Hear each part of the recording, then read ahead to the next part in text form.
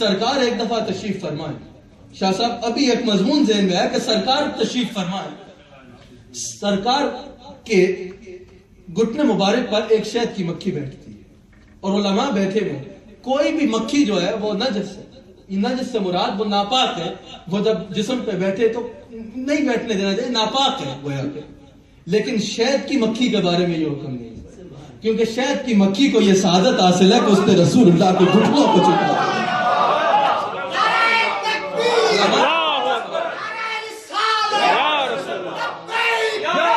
تو شہد کی مکھی رسول اللہ کے گھٹنے مبارک پر بیٹھتی ہے.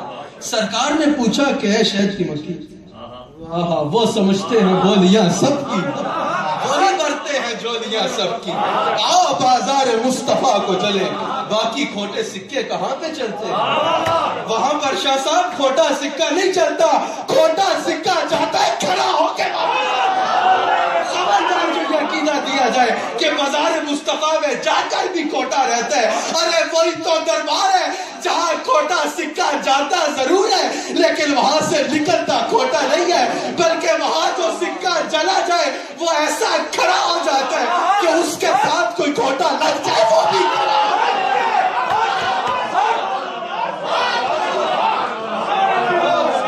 آپ بھی اونچی آواز میں رسول اللہ کا نعرہ کہیں, نعرہ رسالت یا رسول اللہ. اونچی آواز میں ایک عقیدہ یہ بھی دیا جاتا ہے کہ اتنا اونچا بولو کہ رسول اللہ سن لے, رسول اللہ کے گنبد خضرا تک آواز چلی جائے. خبردار جو یہ عقیدہ دیا جائے ان کے مقتدی ہیں اللہ کے نبی, جا رہے اللہ سلمان علیہ السلام, قافلہ روک دیا جاتا ہے. کیوں؟ ہزاروں میل دور ایک چونٹی کی فریاد رسول اللہ کے مقتدی سن لیتے ہیں.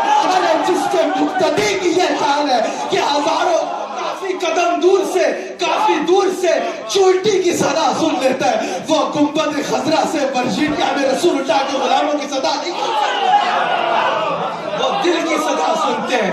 چیخنے پڑھنے کی ضرورت نہیں ہے, اونچا بولو لیکن سنانے کے لیے نہ بولو, منانے کے لیے بولو. نعرہ رسالت.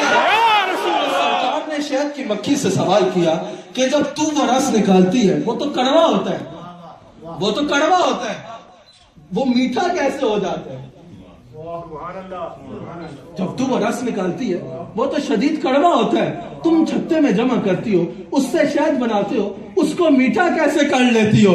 شہد کی مکھی نے عرض کی سرکار ہم اور کچھ نہیں کرتے, شہد کو اس رس کو چھتے میں جمع کرتے ہیں, اس کے گرد ہو کے پڑھنا شروع کر دیتی ہیں الصلاۃ والسلام علیکہ یا رسول اللہ, الصلاۃ والسلام علیکہ یا سیدی یا حبیب اللہ. سرکار وہ شہد میٹھا ہو جاتا ہے. قبلہ ایک دفعہ میں نے کہیں سے سنا, حکیموں سے آج بھی آپ پوچھ لیں, کسی بھی حکیم سے پوچھ لیں کہ خالص شہد آزمانے کا طریقہ شاہ صاحب یہ ہے کہ اس کو ایک روٹی کے لقمے میں لو اور کتے کے آگے پھینک دو.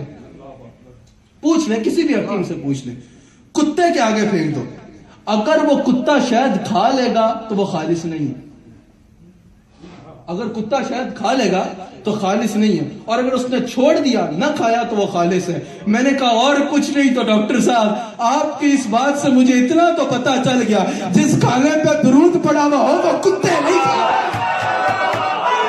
کتے کا منہ ناپاک ہے.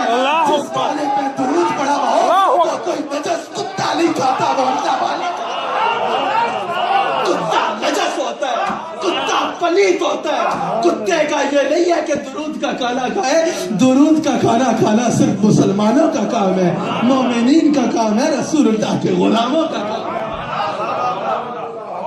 رسول اللہ تشریف فرمائے.